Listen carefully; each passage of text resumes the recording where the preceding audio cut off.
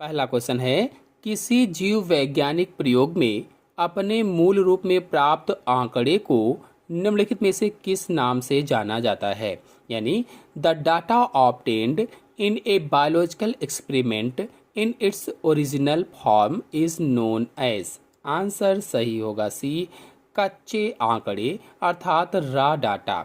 अपने मूल रूप में प्राप्त आंकड़ों को कच्चे आंकड़े कहा जाता है, यह रॉ डाटा कहा जाता है।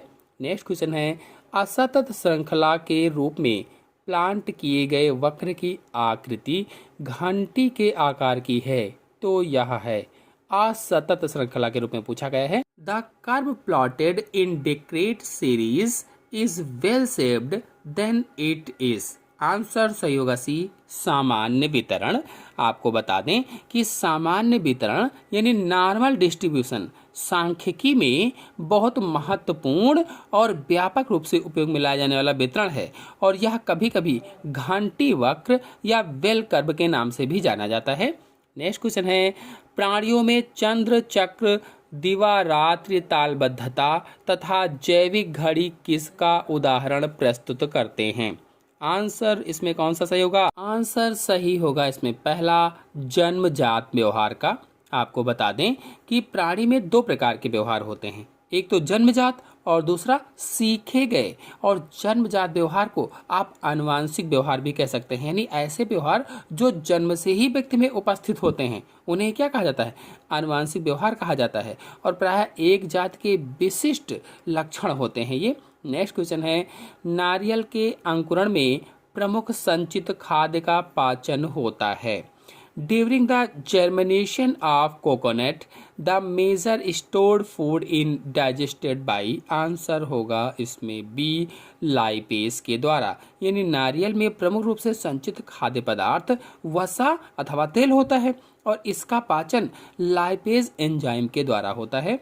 नेक्स्ट क्वेश्चन है, फेवेसी कुल में बीजांड प्रायः निम्न प्रकार के होते हैं। जो फेवेसी कुल है इसमें बीजांड कैसे होते हैं? तो आंसर सही होगा इसमें B, the ovule in Fabaceae are usually campylotropous bitegmic. आपको बता दें कि बीजांड में खोल के आधार पर, जो खोल होता है उसके आधार पर यदि खोल द्विस्तरीय होता है, आधार पर यदि दो स्तरीय है तो बीजांड बाइटेगमिक कहलाता है। नेक्स्ट क्वेश्चन है, शहद होता है, हनी इच। आंसर सही होगा सी, शहद थैली में संग्रहित या इकट्ठा लार युक्त पराग रस होता है। क्या होता है शहद? लार युक्त पराग रस होता है।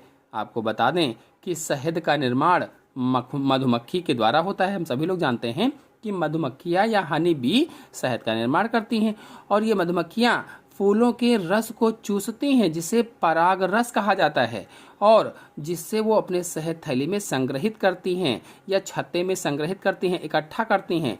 और आपको बता दें कि सर्वप्रथम यह पराग रस अपनी लार द्वारा पाचन करती हैं, और इसमें मधुमक्खी के लार का अंश भी होता है। नेक्स्ट क्वेश्चन है, विश्व की प्रमुख खाद्य फसल है। प्रमुख खाद्य फसल कौन सी है? गेहूं, मक्का, जौ, चावल।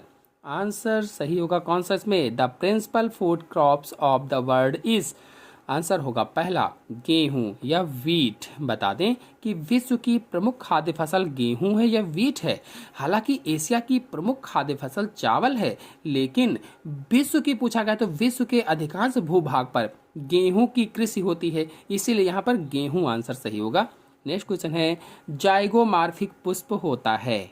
जाइगोमार्फिक पुष्प कौन सा होगा? तो आंसर होगा इसमें से पहला ऑप्शन, डेल्फिनियम। डेल्फिनियम जो होता है जाइगोमार्फिक पुष्प होता है। अन्य उदाहरणों में जैसे मटर है और एकोनिटम है, ये भी होते हैं। नेक्स्ट क्वेश्चन है, क्लोरोफाइटा प्रभाग में पेंडोरिना को गोनियम की अपेक्षा अधिक विकसित माना जाता है, क्योंकि इसमें होता है अधिक विभेदकी। क्या होता है? आंसर होगा सी, कॉलोनी। नेक्स्ट क्वेश्चन है, निम्नलिखित में से कौन सा गुण फर्न और साइकस में समान होता है? फर्न और साइकस में समान कौन सा गुण होगा? आंसर सही होगा सी, सर्सिनेट वर्नेशन और संयुक्त पत्तियां। सर्सिनेट वर्नेशन और संयुक्त पत्तियां समान होती हैं। आपको बता दें कि फर्न और साइकस दोनों में पिन्नेट संयुक्त पत्तियां और सर्सिनेट वर्नेशन पाया जाता है। तरुण अवस्था जब होती है तो तरुण अवस्था में साइकस की पत्तियों में सर्सनेट वेरिएशन पाया जाता है और फर्न के बिल्कुल समान होता है और इसका एक प्राचीन लक्षण है ये, या प्रिमिटिव लक्षण है ये। नेक्स्ट क्वेश्चन है, किसके आर्चिगोनियम में एक निश्चित वेंट्रल कैनाल कोशिका अनुपस्थित होती है? साइकस में, या पाइनस में, या रिक्सिया में, अथवा एंथोसेरास में? किसके आर्चिगोनियम में a definite ventral canal cell is absent in the archegonium of? Answer होगा बी, पाइनस में। आपको बता दें कि आर्चिगोनियम मादा जनन अंग होता है। मादा जनन अंग आर्चिगोनियम क्या है? तो मादा जनन अंग है जो ब्रायोफाइटा, टेरिडोफाइटा व जिम्नोस्पर्म समूह के पौधों में पाया जाता है। किसमें? ब्रायोफाइटा, टेरिडोफाइटा, जिम्नोस्पर्म समूह के जो पौधे होते हैं उसमें पाया जाता है। और यह फ्लास्क के आकार की संरचना होती है। जो आर्चिगोनियम है फ्लास्क जैसी संरचना होती है। इसके ऊपरी भाग को क्या कहते हैं? ग्रीवा कहा जाता है और इसके नीचे वाले भाग को वेंटर कहते हैं, वेंटर। और वेंटर में एक वेंट्रल कैनाल कोशिका होती है और एक ग्रीवा कोशिका होती है। लेकिन जो पाइनस है, पाइनस में यह अल्प विकसित होती है, या कह लीजिए अनुपस्थित होती है, होती ही नहीं है। नेक्स्ट क्वेश्चन है, सहजीवी सहसंबंध निम्न में किन पौधों में पाया जाता है? सहजीवी सहसंबंध पूछा गया है। Symbiotic association is found in which of the following plants?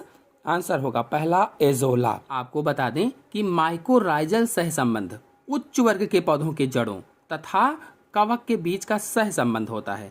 Azolla fern कुछ नीले हरे शैवाल जो होते हैं, जैसे एनाबीना है, नीला हरा शैवाल होता है, इसके साथ सहजीवी संबंध बनाता है। नेक्स्ट क्वेश्चन है, निम्न में से किसमें बीजी प्रवृत्ति की शुरुआत देखा गया था? बीजी प्रवृत्ति की शुरुआत किससे हुई? The initiation of seed habit is seen in which of the following? Answer सही होगा इसका बी, सेलेजिनेला में। नेक्स्ट क्वेश्चन है, निम्न में कौन सा विषम बीजाणुता प्रदर्शित नहीं करता है? विच of the following does not show heterospory? Answer होगा इसमें बी, फाइलोग्लॉसम। फाइलोग्लॉसम विषम बीजाणुता प्रदर्शित नहीं करता। आपको बता दें कि ऐसे पौधे जिनमें दो भिन्न प्रकार के बीजाणु बनते हैं, अलग अलग प्रकार के बीजाणु बनते हैं, विषम बीजाणु कहलाते हैं और इस प्रक्रिया को विषम बीजाणुता कहा जाता है। और इसमें सूक्ष्म बीजाणु और गुरु बीजाणु बनते हैं। इसमें कौन कौन से? सूक्ष्म भी, गुरु भी बनते हैं।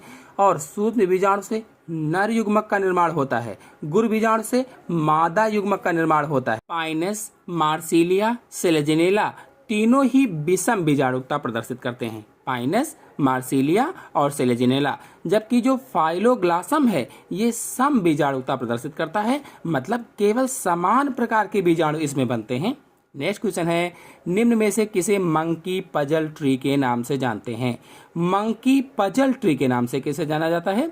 आंसर होगा बी, एरोकेरिया को मंकी पजल ट्री के नाम से जाना जाता है।